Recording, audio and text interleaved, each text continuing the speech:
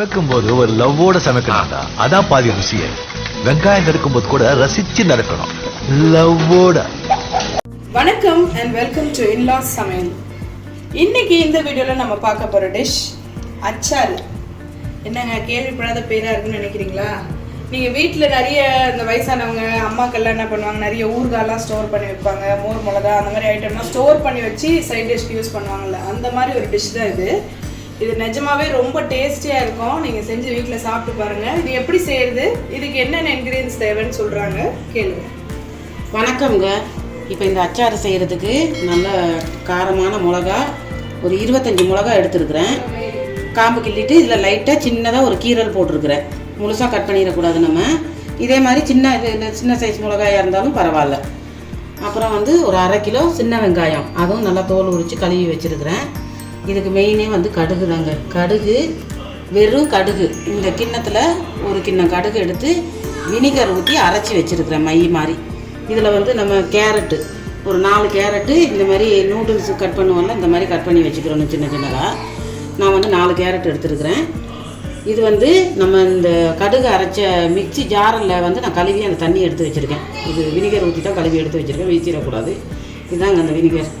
இந்த பாட்டிலில் ஒன்று வாங்கிக்கிறணும். நான் அளவெல்லாம் காமிச்சிடுறேன் உங்களுக்கு. இது ரொம்ப நல்லாயிருக்கும். இதில் நீங்கள் பீன்ஸும் சேர்த்துக்கலாம், இல்லை வேண்டாம்னா மிளகா மட்டுமும் போட்டுக்கலாம். கேரட்டு போட்டால் நம்ம தொட்டுக்கிட்டு சாப்பிடும்போது நல்லாயிருக்கும்.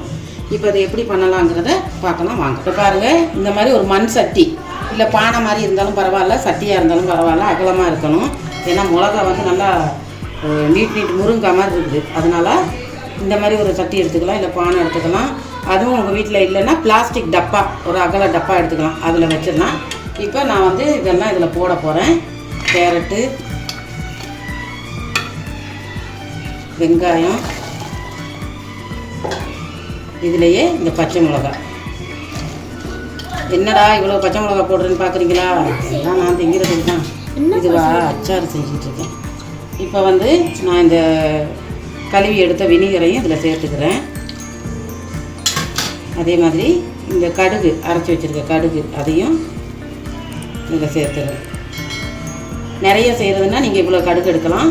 கொஞ்சமாக செய்கிறதுனா கொஞ்சமாகவே எடுத்துக்கலாம். நான் நிறைய செய்கிறதுனால நிறைய கடுகு எடுத்துருக்குறேன். இப்போ வினிகர் சேர்த்துக்கணும்.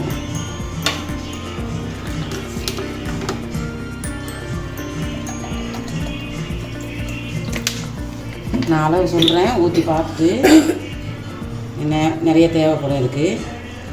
இது அந்த கடுகெல்லாம் இதில் ஒட்டிக்கிட்டு இருக்குது, அதனால தான் நான் அந்த வினிகரை ஊற்றி ரெடி பண்ணிக்கிட்டு இருக்கேன். இதுவே ஒரு கிண்ணம் இதில் ஊற்றியாச்சு. இன்னும் கொஞ்சமாக நம்ம சேர்த்துக்கலாம், இன்னொரு 1/2 கிண்ணம் சேர்த்துக்கலாம். இப்போ இதை நம்ம லேசாக பெரட்டி விட்டுட்டு அப்புறமா நல்லா குலுக்கணும். இது நல்லா கரைஞ்சிடணும். இந்த கடுகெல்லாம் இதில் நல்லா மையாக அரைச்சிருங்க. அரைக்கும் போது தண்ணி கிண்ணி ஊற்றிடாமல் வினிகர் ஊற்றி அரைங்க. இப்போ நான் இன்னும் கொஞ்சமும் வினிகர் சேர்த்துக்கிற போகிறேன். இப்போ இதில் 2 கிண்ணம் வினிகர் ஊற்றிருக்கிறேன். அந்த மாதிரி நீங்களும் சேர்த்துக்கோங்க. உப்பு, 1 ஸ்பூன் உப்பு. உப்பா பாருங்கள், 1.5 ஸ்பூன் உப்பு போட்டிருக்கேன். இப்போ இதை நல்லா நம்ம குலுக்கி விடணும். பாருங்கள், நான் இதெல்லாம் சேர்த்து தண்ணி நிறையா சேர்க்க வேண்டாம், வினிகரெல்லாம் நிறைய சேர்க்காதீங்க. இந்த அளவுக்கு சேர்த்தா போதும். நான் இந்த மாதிரி எடுத்து நல்லா இப்படி குலுக்கி விட்டுட்டேன். குலுக்கி விட்டுட்டு இதை ஒரு துணி போட்டு கட்டிடணும். இப்போ நல்லா முங்குற அளவுக்கு மூடி வச்சிடுவோம் நம்ம. இப்போ ஒரு நைஸ் துணி எடுத்துக்கிறணும், காட்டன் துணி. காட்டன் துணியை எடுத்து இந்த மாதிரி போட்டு ஒரு கயிறு ஒன்று போட்டு நம்ம உப்பு நாளைக்கு பார்த்துக்கிட்டு உப்பு பத்தலைன்னா திரும்பவும் சேர்த்துக்கலாம். இந்த மாதிரி ஒரு கயிறு துணி போட்டு கயிறு ஒன்று போட்டு நல்லா இறுக்கமாக கட்டி வச்சிடணும். அந்த காற்று வெளியே போகக்கூடாது. இந்த வினிகர்லேயே இந்த காய், பச்சை மிளகா, வெங்காயம் எல்லாமே வெந்துடும். அதுக்கப்புறமா அதை அப்படியே எடுத்து ஒரு ஓரமாக வச்சுட்டு ஒரு 2 நாள் கழித்து நம்ம திரும்ப இதை திறந்து பார்க்கணும். அதுக்கிடையில் நாளைக்கு ஒரு தடவை பாருங்கள், கேப்பே இருக்கக்கூடாது. இந்த மாதிரி நல்லா துணியை போட்டு கட்டிடணும். ஆனால் காட்டன் துணி நைஸ் துணியாக இருக்கணும். அதே மாதிரி ஒரு 2 நாள் கழித்து நம்ம எடுத்து பார்க்கணும் எந்த அளவுக்கு அது வெந்திருக்குன்னு. திரும்பவும் அந்த தண்ணி பசை இருந்துச்சுன்னா இன்னும் ஒரு நாளைக்கு இதே மாதிரி துணியை போட்டு கட்டி வச்சிடணும். அதுக்கடையில் நாளைக்கு ஒரு தடவை எடுத்து அதை திரும்பவும் நம்ம ஒரு குலுக்கிட்டு வச்சிடணும். இப்போ நம்ம இந்த அச்சார் வந்து சட்டியில் எல்லாம் பெரட்டி கடுகெல்லாம் போட்டு எல்லாம் போட்டு வச்சுருந்து ஒரு துணி வச்சு கட்டியிருந்தோம். இப்போ இதை ஓப்பன் பண்ணி பார்ப்போம். 2 நாளாக வச்சுருந்தேன் நான். பாருங்க, நம்ம பச்சை மிளகா ஃபஸ்ட்டு போடும்போது எப்படி இருந்துச்சு, இப்போ இந்த பச்சை மிளகாயெல்லாம் நல்லா வெந்து வெங்காயம்லாம் கலர் மாறி கேரட்டெல்லாம் கலர் மாறி இந்த அளவுக்கு வரணும்.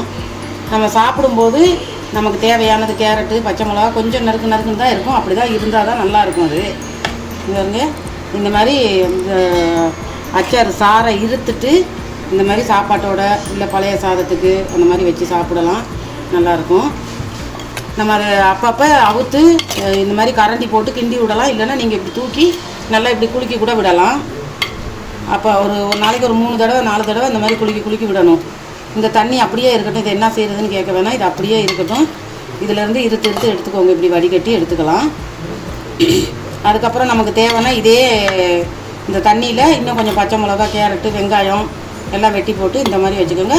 இன்னொன்று வந்து இந்த வினிகர் ஊற்றும் போது நீங்கள் கொஞ்சம் கம்மியாக ஊற்றிக்கோங்க. நான் வந்து 2 கிண்ணம் ஊற்றிட்டேன், ஒரு 1.5 கிண்ணம் ஊற்றிக்கோங்க. இது அப்படியே எல்லாமே வத்திடும். நான் இப்போ சாப்பிடும்போது இதில் கொஞ்சம் எடுத்துக்குவேன். எடுக்க அந்த மாதிரி நல்லா வத்தி வந்துடும். இப்போ அச்சாறு இதுவா, இது நம்ம 1 வாரம் 10 நாள் வரைக்கும் கூட வச்சுக்கலாம். அது சீக்கிரம் காலி ஆயிடும். நீங்கள் பச்சை மிளகா காரமாக இருக்குதுன்னு நினைக்காதீங்க. இது செம்ம காரம். நான் பச்சையாக சோத்தோட வச்சு சாப்பிடும்போது செம்ம காரமாக இருந்துச்சு. இதில் இருந்து எடுத்து சாப்பிட்றேன் சப்புன்னு இருக்குது, காரமே இல்லை. வயசானவங்களோ இல்லை சாப்பிடக்கூடிய புளிப்பு காரம்லாம் நிறைய விரும்பி சாப்பிட்றவங்களுக்கு வந்து இந்த ஐட்டம் ஒரு சைட் டிஷ்ஷாக அது ரொம்ப விருப்பமாக சாப்பிடுவீங்க. ட்ரை பண்ணி சாப்பிட்டு தான் பாருங்கள், நிச்சயமாக உங்களுக்கு பிடிக்கும். இது வந்து ஒரு புது டிஷ், கண்டிப்பாக செஞ்சு பாருங்கள். ஸோ அந்த பழைய சோறு மற்ற எல்லா ஒரு சாதாரண டிஷ்ஷுக்கு வந்து ஒரு சைட் டிஷ் புளிப்பு காரமாக எதனா சாப்பிட்ணுன்னா நீங்கள் இந்த மாதிரி செஞ்சு சாப்பிட்டு பாருங்கள். அது காய்கறியும் கூட நல்ல டேஸ்ட்டாகவும் ஹெல்த்தியாகவும் இருக்கும். ட்ரை பண்ணிவிட்டு எப்படி இருந்ததுன்னு சொல்லுங்கள். அடுத்து ஒரு நல்ல வீடியோடு உங்களை சந்திக்கிறோம். இன்லா சமையலுக்கு தொடர்ந்து உங்கள் சப்போர்ட் கொடுங்க, சப்ஸ்கிரைப் பண்ணுங்கள். ஓகே, பாய் பாய் பாய். சமைக்கும் போது ஒரு லவ்வோட சமைக்கணும்டா, அதான் பாதி ருசியே. வெங்காயம் நறுக்கும் போது கூட ரசிச்சு நறுக்கணும், லவ்வோட.